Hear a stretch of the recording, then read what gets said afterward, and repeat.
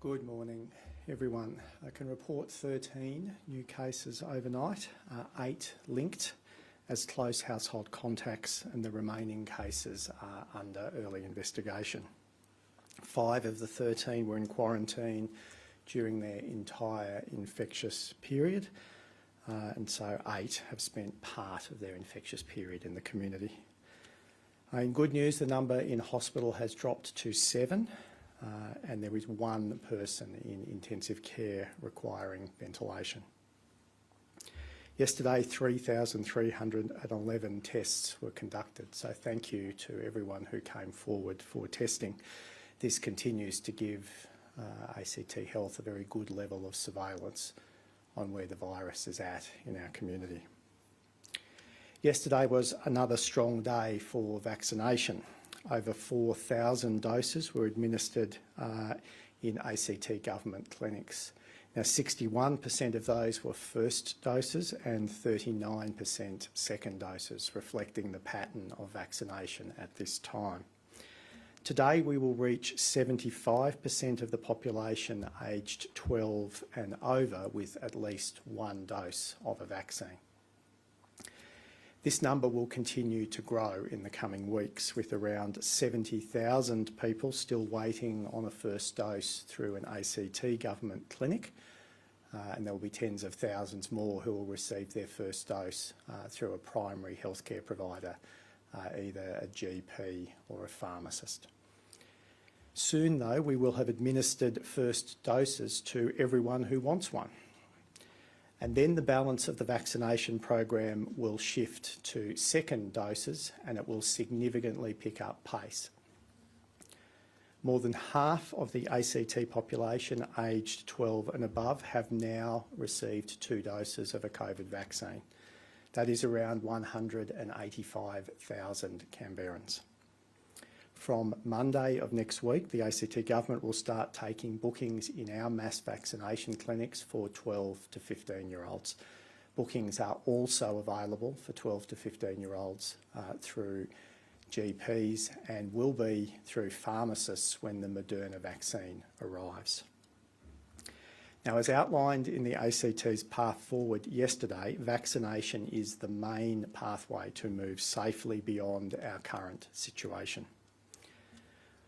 When the nation moves forward with the national plan and crosses the 70% vaccination threshold in mid to late October and the 80% vaccination threshold in early to mid-November, the ACT's vaccination program will put our city in a very strong position to gradually reopen.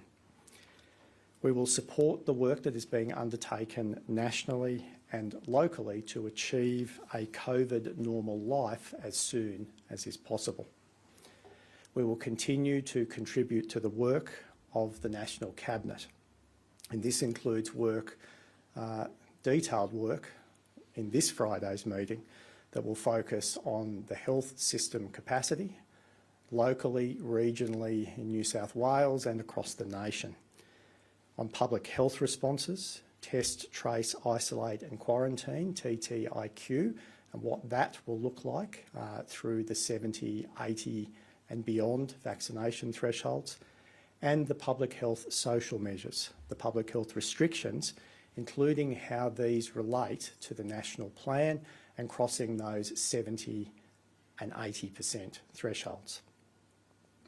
Now, whilst COVID continues to circulate in our community and continues to circulate in communities just across the border, and we are in the process of increasing our community's vaccination coverage, restrictions need to remain in place.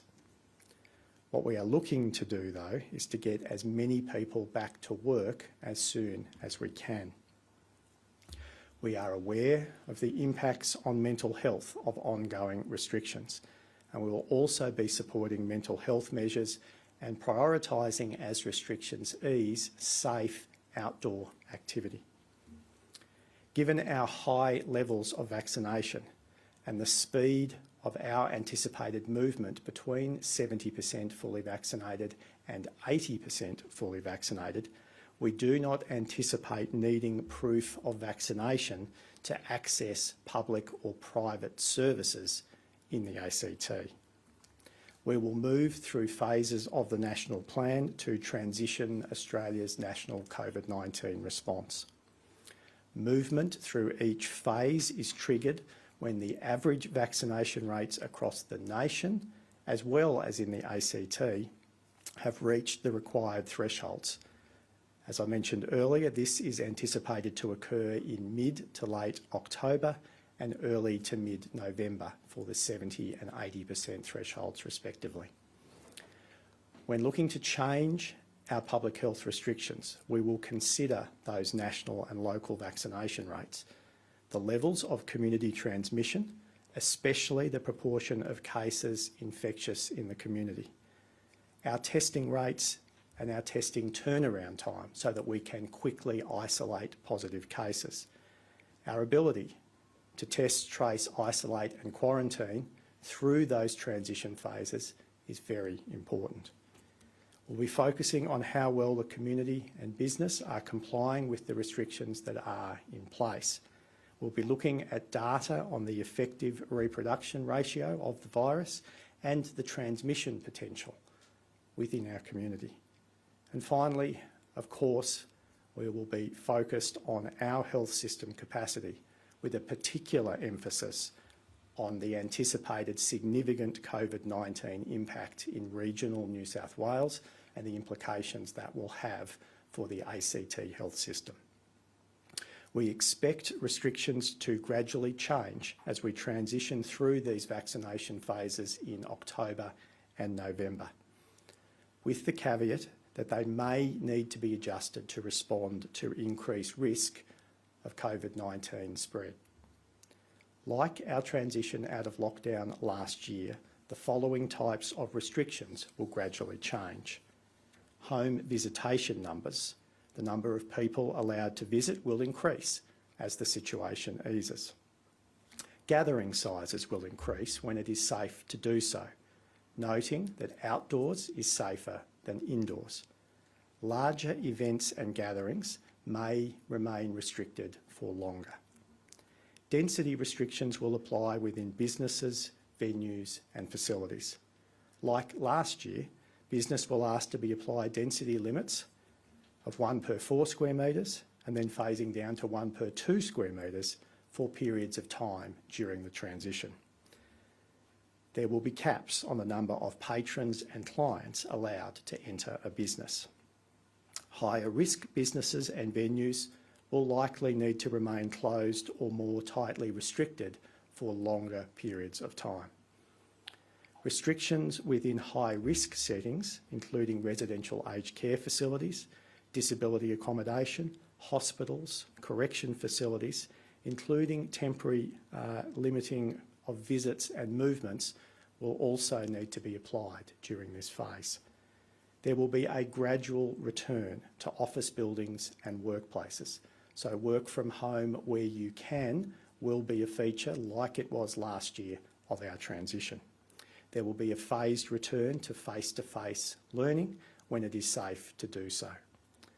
Further details of the transition will be advised in advance of each phase through October and November. Right now, though, we need to give more than 100,000 Canberrans the opportunity to get vaccinated in the next 4 weeks as we suppress our current outbreak. The ACT Government has reached agreement with the Commonwealth Government on expanded COVID-19 business support grants.